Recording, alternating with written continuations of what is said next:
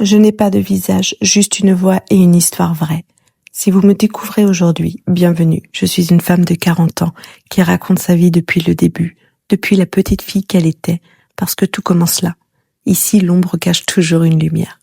Cet épisode est difficile, mais il fait partie de mon histoire. Et si je peux aider une seule personne à se sentir moins seule avec ce qu'elle vit ou a vécu, alors je l'aurais dit pour une bonne raison. Adolescente, je ne savais pas parler.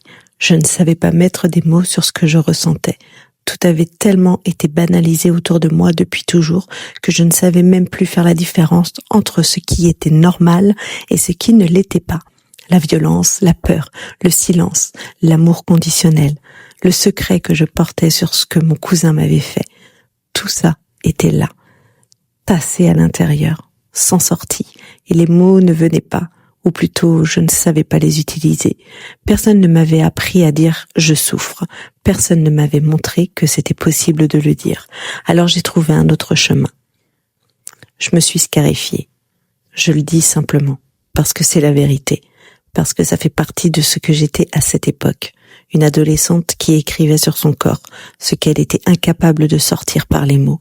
Je le faisais pour que mes parents voient, pour qu'ils comprennent sans que j'aie à expliquer, pour qu'ils regardent vraiment ce qui se passait à l'intérieur de moi. Parce que tout ce qu'on vivait n'était pas normal. Je le sentais au fond de moi, sans pouvoir le nommer. Alors je l'écrivais, là, sur ma peau.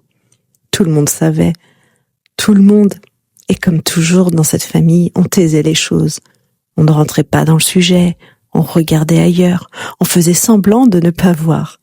Personne n'est venu me demander comment j'allais. Personne n'a ouvert la porte de cette conversation. Personne n'a dit « Je vois que tu souffres. Qu'est-ce qui se passe? Comment je peux t'aider ?» Rien. Le silence. Encore. Toujours le silence. Aujourd'hui, je comprends pourquoi je faisais ça. Ce n'était pas de la folie. Ce n'était pas pour faire peur. C'était un appel. Le seul que je savais lancer à l'époque. Une adolescente qui crie sans voix. Qui dit « Je ne vais pas bien » sans savoir le dire autrement. Qui espère que quelqu'un va enfin la voir vraiment. Personne n'a répondu à cet appel. Et ça, ce n'était pas ma faute. C'était ma façon à moi de survivre à quelque chose que personne autour de moi ne voulait regarder en face.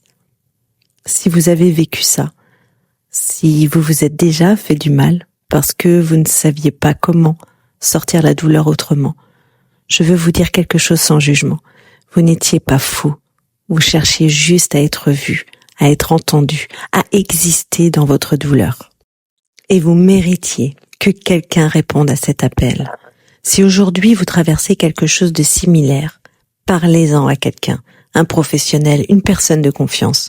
Vous méritez d'être accompagné, vraiment accompagné, pas dans le silence.